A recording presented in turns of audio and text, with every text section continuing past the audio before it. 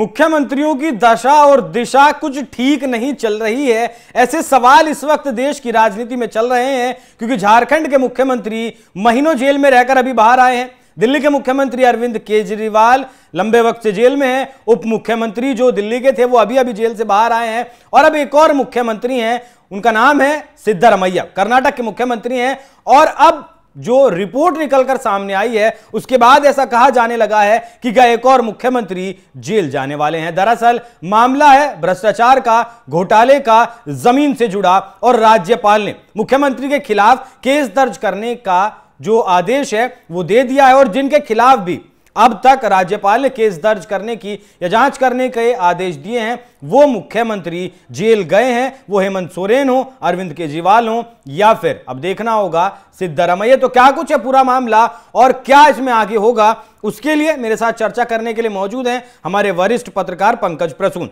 बहुत बहुत स्वागत है सर आपका। मामला क्या है, ये कितना गंभीर विषय है और किस हद तक ये कांग्रेस पार्टी को नुकसान पहुंचा सकता है? देखिए अभिषेक, दो मामले हैं जी। एक है वाल्मीकि लैंड से जुड़ा हुआ और दूसरा है MUDA घोटाला, मुडा स्कैम, बहुत सारे लोग इसको बता रहे हैं। एक एक करके समझिए। वो 87 करोड़ का जो है वो वाल्मीकि लैंड स्कैम है। वो दलितों के लिए जमीन आवंटित होनी थी और आरोप यह है कि उस जमीन को इधर उधर बेचकर उस पैसे को तेलंगाना चुनाव में झोंक दिया गया। ये आरोप है सिर्फ। दूसरा है मूडा लैंड स्कैम। मूडा का फुल फॉर्म होता है मैसूर अर्बन डेवलपमेंट अथॉरिटी। बहुत सारे राज्यों में, जैसे महाराष्ट्र में माडा होता है, बिहार में बियाडा होता है, यूपी में यूपी इंडस्ट्रियल डेवलपमेंट अथॉरिटी होता है, उसका जो फुल फॉर्म है। उसी तरह मैसूर रीजन में जो उसके क्षेत्र में आते हैं उसके लिए मैसूर अर्बन डेवलपमेंट अथॉरिटी है। मतलब ये कि एक लैंड है जो गवर्नमेंट का होता है और उस लैंड पर सरकारें जो हैं छोटे छोटे इंडस्ट्रीज एस्टेब्लिश करने के लिए लीज पर देती है बिजनेसमैन को। आरोप यह है कि सिद्धारमैया की पत्नी ने बहुत सारे वो जो प्लॉट्स हैं MUDA के, उसको अपने नाम पे एक्वायर कर लिया। वो बहुत प्राइम लोकेशंस पे होते हैं आमतौर पे, वो शहर के बीचों बीच होते हैं या फिर उनमें बिल्कुल इंफ्रास्ट्रक्चर होता है, हर प्लॉट तक रोड वगैरह जाता है, सब्सिडाइज रेट पे बिजली मिलती है, बहुत तरह की फैसिलिटी होती है। अब आरोप यह है कि इनकी पत्नी ने वो बहुत सारे उस तरह के प्लॉट्स अपने नाम पे लिखा लिए। अब इसी मामले को लेकर एक अब्राहम साहब है जिनका नाम है T अब्राहम, वो उन्होंने याचिका दायर कर रखी है।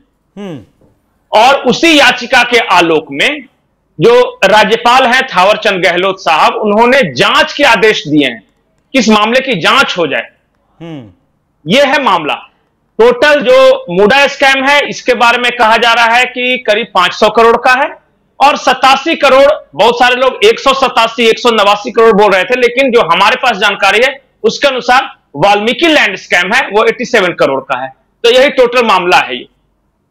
अच्छा, जिस तरीके से लालू यादव पर आरोप लगे, जेल गए, अरविंद केजरीवाल अभी भी जेल में हैं, आरोप अभी सिद्ध नहीं हुए हैं, हेमंत सोरेन जेल काट कर आए हैं, तो क्या अब जिस तरीके से ऐसा देखा गया अब तक की राजनीति में कि राज्यपाल ने जिन भी मुख्यमंत्रियों के खिलाफ केस दर्ज करने के या जांच करने के आदेश दिए वो जेल गए हैं, तो क्या सिद्धारमैया भी अब जेल जाएंगे, जा सकते हैं?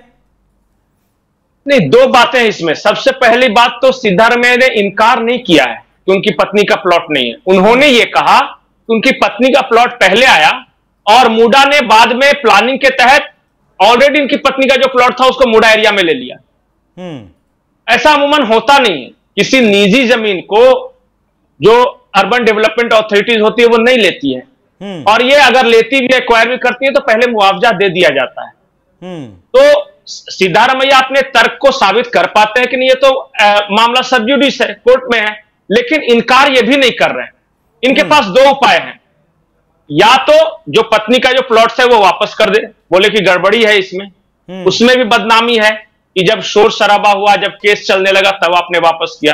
और दूसरा उपाय यह है कि ये केस लड़ें और ये साबित करें कि उनकी पत्नी ने या उनकी पत्नी को अलॉट नहीं किया गया है मैसूर अर्बन डेवलपमेंट अथॉरिटी की ओर से, क्योंकि पेपर है, ऑन पेपर सारी गड़बड़ियां। सिद्धारमैया साहब का ये तो थोड़ा सा है कि मुझे इस जमीन के बदले कहीं और जमीन दे दी जाए। क्यों दे दी जाए? आपका अलॉटमेंट अर्बन डेवलपमेंट अथॉरिटी के अंडर हुआ है ना, आपने करवाया है कि नहीं अलॉटमेंट? जान बाद में मैं जब मेरा घोटाला पकड़ा जाए तो उसके बाद मैं कहने लगूं कि ठीक है मैं ये नहीं लूंगा, वो जमीन लूंगा। सबसे बड़ी बात है कि एज ए सीएम पद का, इन्फ्लुएंशियल पद का इस्तेमाल करते हुए आपकी पत्नी ने अलॉट करवाया कि नहीं? अगर करवाया है तो पहली नजर में ये भ्रष्टाचार है। और अगर भ्रष्टाचार है ये, अगर आप मान रहे हैं, तो सबसे पहले आपको नैतिकता के आधार पर इस्तीफा देनी चाहिए, क्योंकि बाद में साबित होगा कि नहीं होगा वो तो कोर्ट फैसला करेगा। लेकिन पहली नजर में, प्रथम दृष्टया आप दोषी हैं, क्योंकि आपके पद पर रहते हुए आपकी पत्नी ने आपके पद के इन्फ्लुएंस का इस्तेमाल करते हुए मोडा एरिया में प्लॉट आवंटित कराए हैं। चलिए, इसी बात का तो पूरा केस है। नैतिकता है नहीं है वो तो विपक्ष के नेताओं में हम आजकल देख ही रहे हैं, लेकिन कांग्रेस पार्टी का, या फिर सीधा कहूं कि डीके शिव कुमार का ऐसा आरोप है कि ये सरकार गिराने की साजिश है बीजेपी की। सिद्धारमैया को जेल भिजवाकर सरकार गिराना चाहती है बीजेपी और अपनी सरकार बनाना चाहती है। और झारखंड से भी कल ऐसी खबरें निकल कर आई कि चंपई सोरेन बीजेपी में जा सकते हैं, और आज सिद्धारमैया के बारे में इस तरह की खबर आ रही है।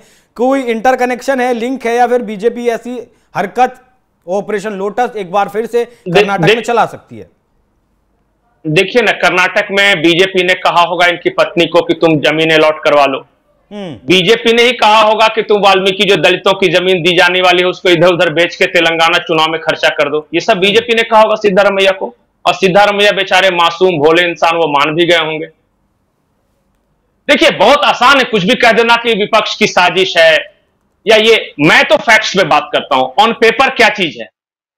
याचिका लगाई गई है टी अब्राहम के द्वारा, और नाम से ही मैं किसी का नाम नहीं लूंगा, लेकिन वो ईसाई, कांग्रेस के कट्टर समर्थक, जिन्हें माना जाता है जिस वर्ग को।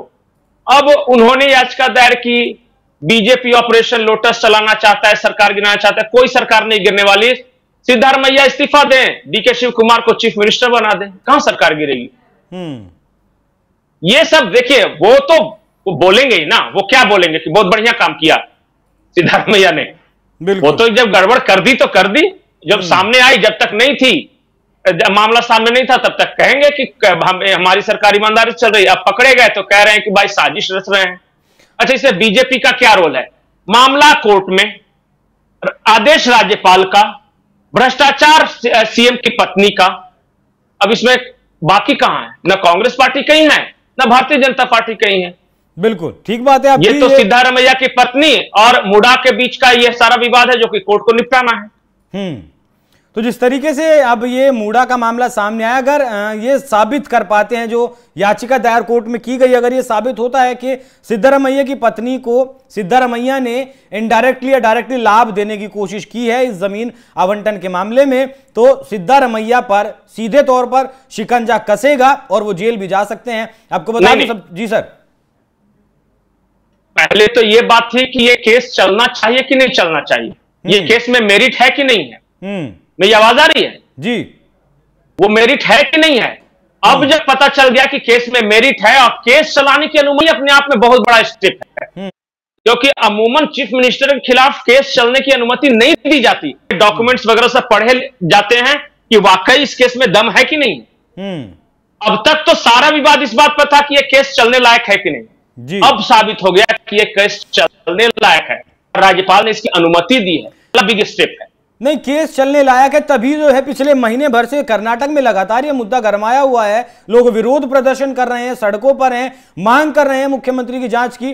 तो अगर सीधे तौर पर सिद्धारमैया की पत्नी इसमें दोषी पाई जाती हैं तो सिद्धारमैया भी इस मामले में घिर सकते हैं। इससे पहले लालू प्रसाद यादव हों, मधु कोड़ा हों, अरविंद केजरीवाल हों, BS येदियुरप्पा हों, इन सभी लोगों के खिलाफ राज्यपाल ने जब भी आदेश दिया जांच का, और ये लोग मुसीबत में फंसे हैं, सबके सामने है। तो अब देखना होगा कि कांग्रेस पार्टी को ये बड़ा झटका लगता है या फिर निर्दोष साबित पाए जाते हैं सिद्धारमैया। इस चर्चा पर क्या कुछ आपकी राय? पंकज जी, आपका बहुत बहुत धन्यवाद। इस चर्चा पर क्या आपकी राय कमेंट कर हमें जरूर बताएं। नमस्कार।